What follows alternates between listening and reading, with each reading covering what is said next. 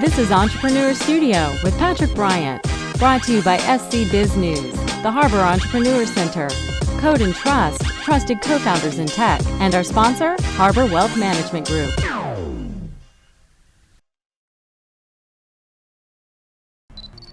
I've got Lanford Holloway, who runs TerraStride, an amazing company here in Columbia, South Carolina. We're at the SoCo space, which is freaking phenomenal. It's a workspace, but a little bit of a bar and all kinds of stuff. And you're involved in the community here and growing Columbia's entrepreneurship. Lanford, TerraStride is an amazing company helping hunters. How does it help a hunter? Thank you, Peter.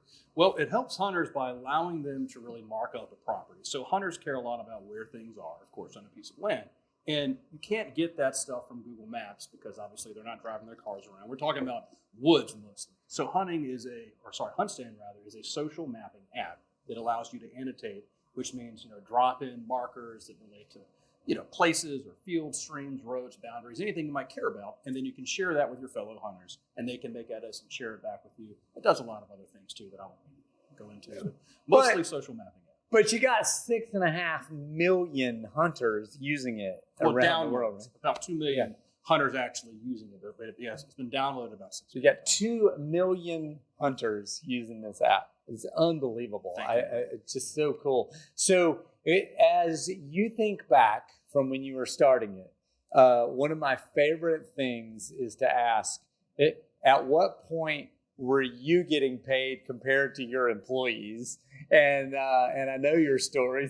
So where in your life cycle were you in the early stages of getting paid? It took, honestly, a couple years before I really was paying myself, a decent salary. When we first started, we, of course, had a couple engineers and some other folks on the team. I had a little more company equity than they did because I was the founder of the company. But, these guys wanted to get paid. I was working, eventually, hopefully, for some kind of payout. And these guys were, too. They had some ownership also, but they also wanted, a better salary. So after graduating from business school, this would have been in 2013, I paid myself about $1,000 a month for $1,000 a month for a long time. And it was really, really hard. So even though I was the founder and the CEO, to the extent that the titles even matter for a 5 or 6 person team, it seems kind of silly in retrospect. But yeah, I was probably the 4th or 5th highest paid person on our small team, just because we were taking all the cash that we had, plowing it into the product, which meant paying engineers and some other folks on the team. And it was. But you had good jobs before you started, right? Yep. So what did you do? How did you get to this place that you could take such a low salary and pay the bills? It was hard, like I said. So I was living in an extremely modest manner. I guess I'll say it that way. But also I had a real gift, both because of some scholarships and some other things that kind of coalesced. I didn't have a lot of debt from grad school, so I could afford to not, be making much money. I mean, I wasn't spending much money, right? I mean, I was living, like I said, very modestly.